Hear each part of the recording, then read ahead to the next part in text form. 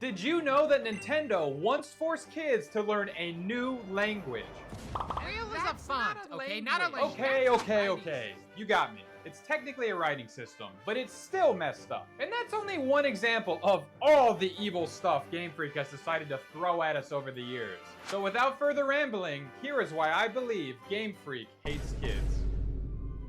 Kids are stupid, and as a former child, I fell into one of the most devious marketing strategies ever to be created. In the year 1996, or 1998 in North America, Pokemon was first launched to consumers. Wait, there's two of them? That's damn right. Even from the beginning, Game Freak knew how to run those pockets. The two-version system was created to lock certain Pokemon behind one version, encouraging trading amongst players. Well, only after you buy a link cable and find a friend who didn't also choose the clearly better red version. This is such a clever marketing strategy, but one that will only work with Pokemon. Oh, come on, man. I literally have all the ingredients. Why can't I bake this freaking cake? What do you mean this version?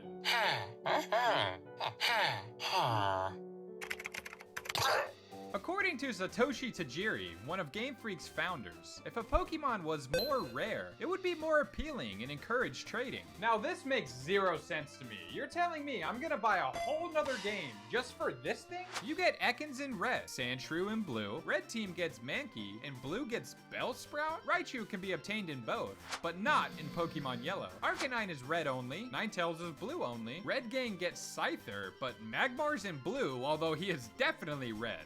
Oh, I'm gonna lose it. As a business move, this was genius. It sparked conversation, drove interaction, and forcibly created a Pokemon community. But in Gen 9, with Wonder Trades and online battling, the ability to transfer Pokemon from online apps like Pokemon Home? I don't care what anybody says. It's literally just for money, and it always has been. Kids only get one choice at the store, and if you pick the wrong one, sucks to suck, bucko. Have fun with Bellsprout. I think the two-version system should be abolished.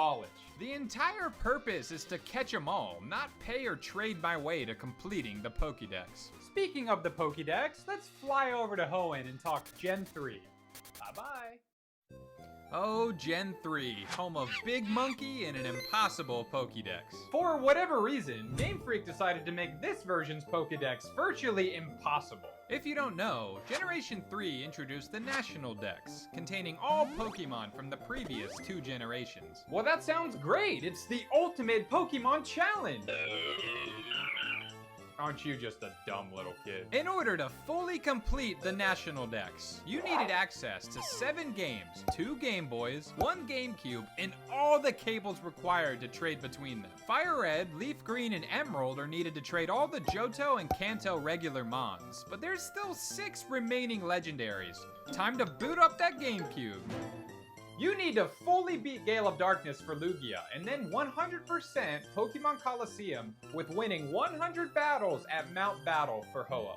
Yeah, you're fucked, buddy. Celebi and Jirachi have to be obtained through bonus pre-order discs of Pokemon Coliseum. Oh, by the way, are region exclusive. Deoxys could only be legitimately obtained through the Aurora ticket, an event item distributed in 2003 to 2005. And Mew? He needs the old C-Map, an item distributed in Japan only in 2005. Dad, can we please go to Japan? Please. I just need to complete my Pokédex. Jimmy, your mother and I are getting a divorce. What? What exactly was the point of this? I remember how awesome it was to get my National Dex after beating the Elite Four in Emerald, all just to find out that half of them are unobtainable without Fire Red. This is so stupid.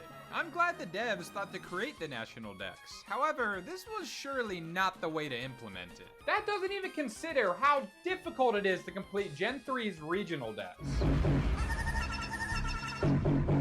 Alright, remember that first line of the video saying they force kids to learn a new writing system? Yeah, I'm talking about another Gen 3 nightmare. Game Freak locked the legendary Regis behind one of the hardest puzzles in the series. Not only did you need a Relicanth and Wailord in your party, you had to surf to this specific spot, dive underwater, and resurface into a cave full of symbols 8-year-old me thought were hieroglyphics. It turns out these were instructions written in Braille.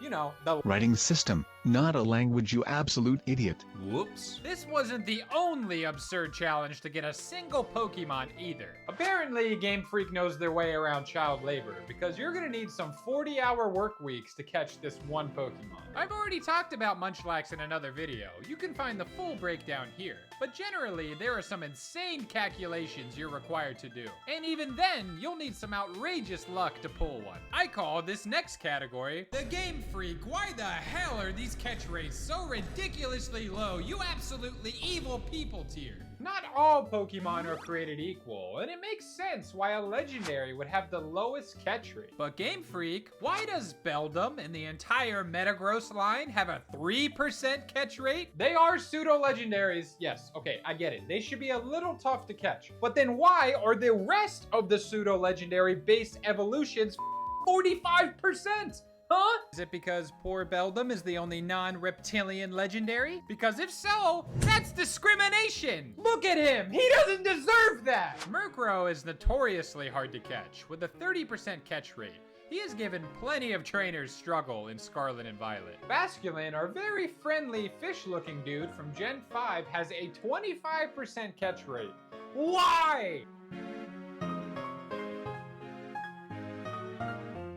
There's just no reason. And apparently, Game Freak saw this Reddit thread and eventually updated his catch rate to 190 in patch 2.0.1 to Gen 9. Congrats, Game Freak, for finally listening to the community.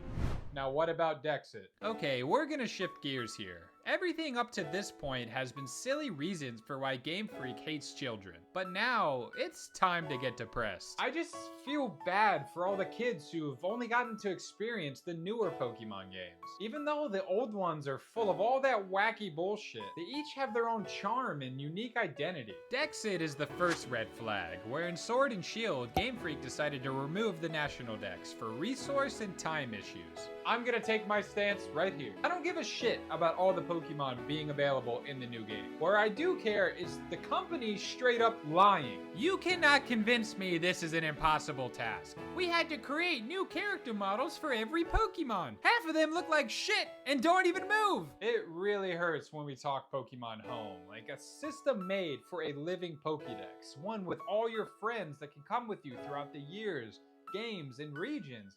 It's truly the most endearing concept I've ever seen for a game. So what's the point when every time a new game comes out, I can't even bring them with me? It's so self-defeating. Like my boy Obstacoon, he just came out, and now I can't even fucking bring him with me in the next game. It's ugh! Thank you for calling GameStop. How can I help you? Hi, I was just wondering if you have a copy of either Scarlet or Violet in the store? So we do have a copy of Scarlet and Violet. You do? Yes. Oh, well, I'm not buying it. Ha ha! Is this Robert? Yes.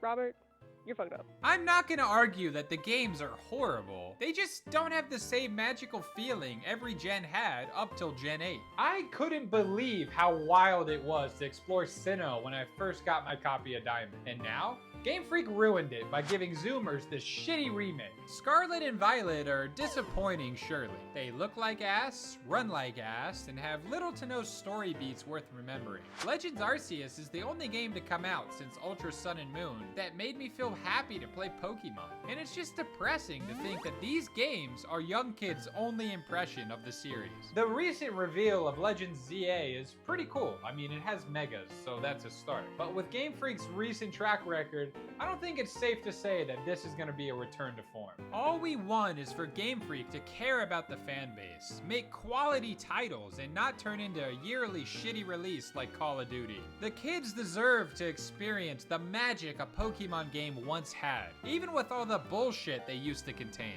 All we can do is just hope for the best. But for now, fuck you, Game Freak. I'm playing Palworld.